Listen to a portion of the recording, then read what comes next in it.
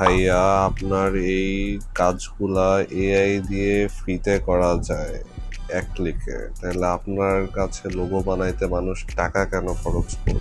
মানে আপনি খুব জটিল একটা সমস্যা একটা তুলে ধরছেন। এই জটিল সমস্যাটা সমাধানের জন্য না আমার একটা আইডিয়া আছে। চল আমরা একটা লাইভ ডেমো দেখি। একটা লাইভ ডেমো দেখলে না ব্যাপারটা একটু ক্লিয়ার আউট হয়ে যেতে পারে। চল। সো কিছুদিন আগে আমাদের কাছে একটা ব্র্যান্ড আসে এবং তাদের হচ্ছে একটা লোগো দরকার ছিল তাদের ব্র্যান্ডের জন্য। সো তারা আমাদের এজেন্সির কাছে রিচ আউট করে। তাদের যে ব্র্যান্ডটা আছে, ব্র্যান্ডের নাম হচ্ছে অরা, এবং তারা হচ্ছে একটা মডেস্ট অ্যাক্টিভওয়্যার ব্র্যান্ড, মানে ক্লোদিং ব্র্যান্ড টাইপের বলতে পারো। এন্ড তাদের যেটা টার্গেট সেটা হচ্ছে যে মুসলিম ম্যান এন্ড ওমেনদেরকে হচ্ছে এনকারেজ করা, যাতে তারা হচ্ছে যে ফিটনেসের মধ্যে এমনভাবে কাপড় পরতে পারে যেটাতে তাদেরকে তাদের বিধিবিধান মেনে তারা কাপড়টা পরতে পারে, তাদেরকে যাতে স্যাক্রিফাইস না করতে হয় তাদের ফেইথকে। সো কনসেপ্টটা খুবই ইন্টারেস্টিং লাগছিল আমার কাছে যখন তারা ফার্স্ট আসে। So I was pretty interested on the project. আমরা হচ্ছে যে যাই এবার লাইভ ডেমোতে।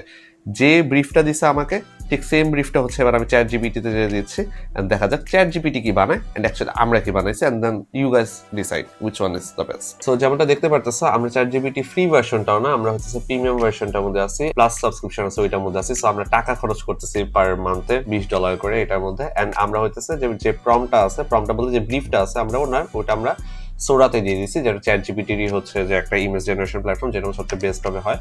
সো আমি সোরার মধ্যে দিয়ে দিলাম এন্ড আমাদের যে লোগোটা আছে এটা চ্যাট জিপিটি বা জেনারেট করা শুরু করছে। এন্ড দেখা যাক যে চ্যাট জিপিটি কি বানায়। So let's wait. তো চ্যাট জিপিটি এটা বানাইছে।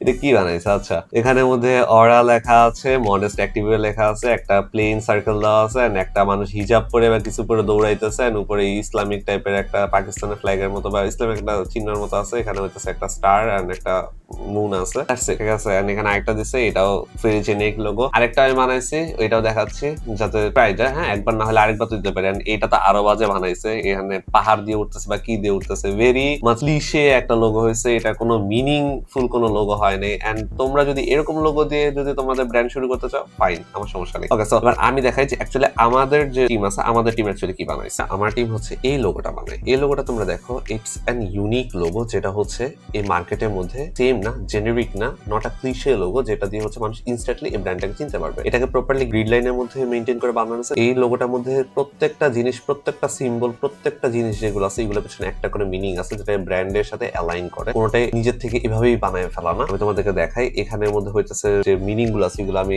লিখে রাখছি, ওগুলো আমি বলছি না, সময় যাবে। এন্ড দেন পরে হচ্ছে যে আমরা যখন প্রেজেন্টেশন মানে প্রেজেন্টেশনের মধ্যে দেখা যাচ্ছে যে এটা কাপড়ের ব্র্যান্ড, অ্যাকচুয়ালি কাপড়ের মধ্যে জিনিসটা কেমন লাগবে, প্রাইস ট্যাগ যখন দিবে ওরা কাপড়ের মধ্যে, ওইটার মধ্যে অ্যাকচুয়ালি কেমন লাগবে, ওয়েবসাইট আছে, ওয়েবসাইটের মধ্যে অ্যাকচুয়ালি কেমন লাগবে। কালকে যদি ওরা তোমাদের ব্র্যান্ড হইতো, তোমরা কোন লোগোটা ইউজ করতা? চ্যাট জিপিটি যে লোগোটা বানাইছিল ওইটা, নাকি আমাদের টিম যেটা বানাইছে ওইটা? And hopefully that answers the question. It's me Ash signing out. Tata.